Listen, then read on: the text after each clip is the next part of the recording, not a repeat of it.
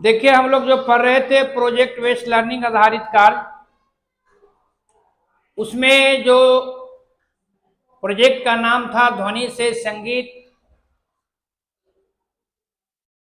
इसमें हमें आज समझना है कंपन, आयाम, आवर्तकाल तथा आवृत्ति। इसको जब तक आप नहीं समझते हैं तो ध्वनि से कैसे संगीत बनता है, कैसे मधुर संगीत और कैसे खराब संगीत सुनाई देता है ना।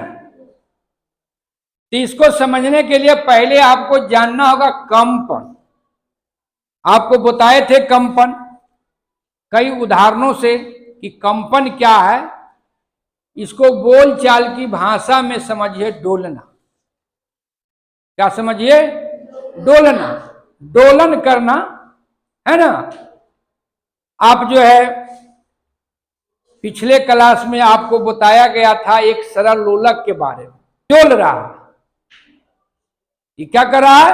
डोल रहा है। और डोल रहा है तो क्या हो रहा है? यहां ये खड़ी है और इसको हम डोलन की स्थिति में ला रहे हैं, है ना। तो यहां से लाके हम छोड़ दिए तो क्या हो रहा है? ये अपने मध्य स्थिति से दाएं और बाएं डोल रहा है ना। दाएं बाएं मतलब देखिए ये मध्य स्थिति हो गया। यहाँ ए बिंदु पर है, बी पर गया, बी से फिर गया सी। एक क्रिया आपको हो रहा है तो ये क्या हो गया? कंपन। इसी को कहते हैं डोलन, है ना। इसी को कहते हैं हम लोग डोलन भी, और इसको हम लोग इंग्लिश में बोलते हैं वाइब्रेशन, है ना।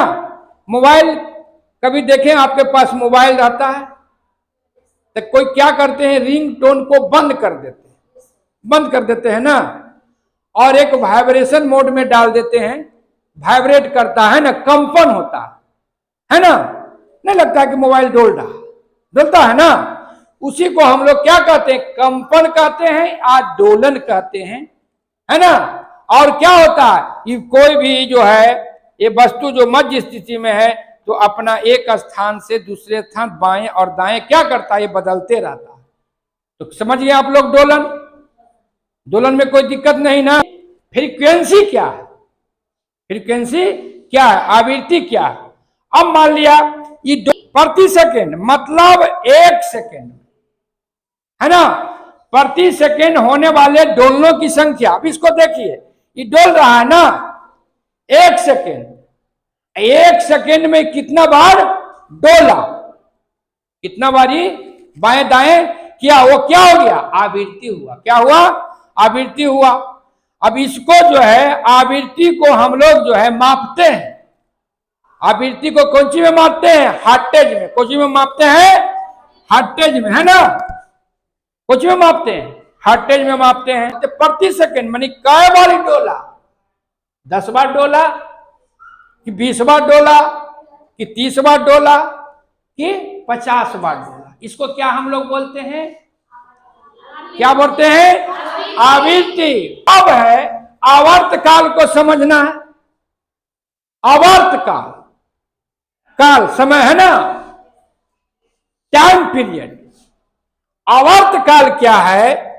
एक दोलन में जितना समय लगा, एक दोलन में जितना समय लगा उसको क्या कहते हैं? निश्चित समय में उसको क्या कहते हैं? आवर्तकाल। क्या कहते हैं? आवर्तकाल। माने से डोल रहा। एक बार हम डोला दिए तो मान लिया कि इधर जा रहा है, इधर जो है, इधर आ रहा है, जा रहा है ना। लेकिन एक बार मध्य स्थिति से यहां आया, फिर मध्य स्थिति पर गया, फिर वहां गया। एक दोलन में जो समय लगता है, जितना समय एक दोलन में लगा, उसको हम लोग क्या कहते हैं? आवर्तकाल। आवर्तकाल को हम लोग कोची में मापते हैं? सेकेंड में।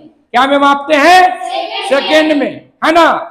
अब समझिए कि आप कंपन समझ लिए, आवृत्ति समझ लिए और आवर्तकाल को समझ लिए।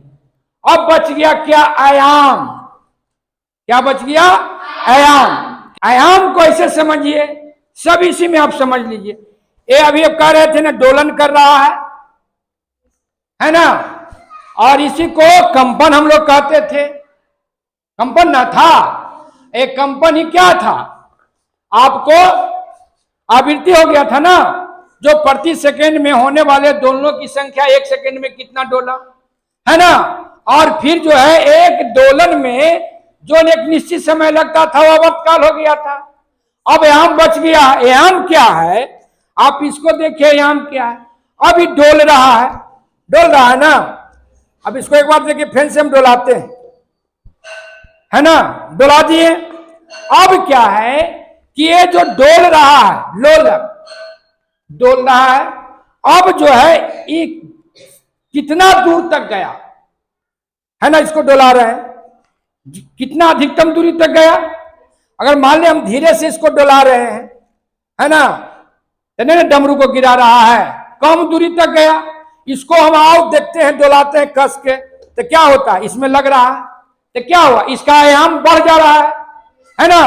तो जितना आपको मध्य स्थिति से जो बीच की स्थिति है, यहां से जितना ये दूरी तक जाता है ना, अधिकतम जितना जाएगा वो क्या हो गया? ये आयाम हो गया। मान लिया कि फिर यहां ये है, हो सकता है कि फिर ये कस के डोले तो यहां आ जाएगा ना, तो क्या हो गया?